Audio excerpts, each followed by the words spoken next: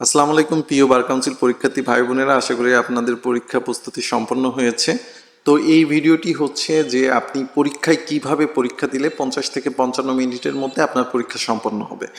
আমাদের মধ্যে অনেক পরীক্ষার্থী আছে যাদের পরীক্ষার প্রশ্ন জানা থাকা সত্ত্বেও সময় স্বল্পতার কারণে সকল প্রশ্নের উত্তর দিতে পারে না, যার ফলে রেজাল্ট খারাপ আসে।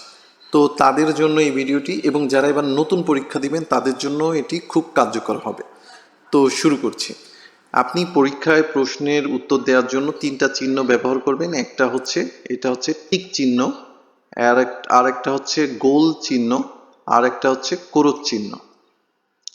তো কোনটা কখন ব্যবহার করবেন? যখন আপনি যে প্রশ্নের উত্তর 100% সঠিক জানেন সেটার ক্ষেত্রে আপনি টিক চিহ্ন ব্যবহার করবেন। যে প্রশ্নের উত্তরে আপনার 50, 60, 70, 80% নিশ্চিত বা সন্দেহ আছে, যেহেতু নেগেটিভ মার্ক আছে, এই ক্ষেত্রে আপনি গোল চিহ্ন ব্যবহার করবেন। আর যে প্রশ্ন আপনার কাছে নতুন অথবা যে প্রশ্নের উত্তর আপনি জানেন না, সেক্ষেত্রে আপনি কোরচ চিহ্ন ব্যবহার করবেন। তাহলে শুরু করছি।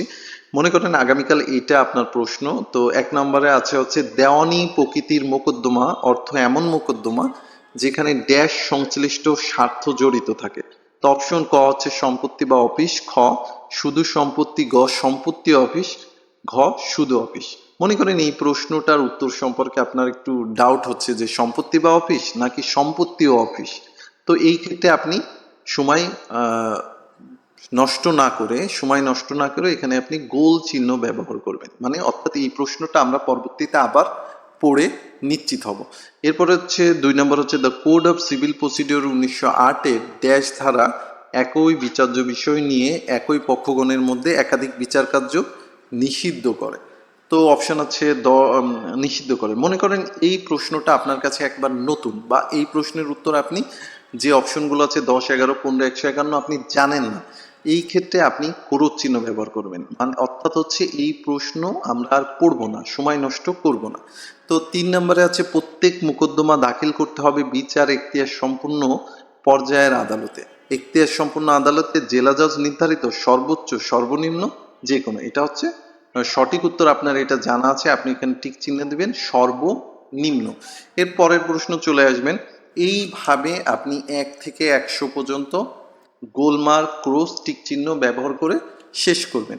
এক্ষেত্রে আমি যা বিশ্বাস করি বা আমার অভিজ্ঞতা থেকে বলছি, আপনার 20 থেকে 22 মিনিট সময় লাগতে পারে, বা 18 থেকে 22 মিনিট সময় লাগতে পারে। এরপরে আপনি যে প্রশ্নগুলো সঠিক উত্তর দিতে সক্ষম হয়েছেন, মানে 100% সঠিক যে প্রশ্নের ক্ষেত্রে টিক চিহ্ন দিয়েছেন, এইগুলো আপনাকে যে ওএমআর শিট দেওয়া হবে এখানে ভরাট করবেন। এই ভরাট করতে আপনার 4 থেকে 5 বা 6 মিনিট লাগবে।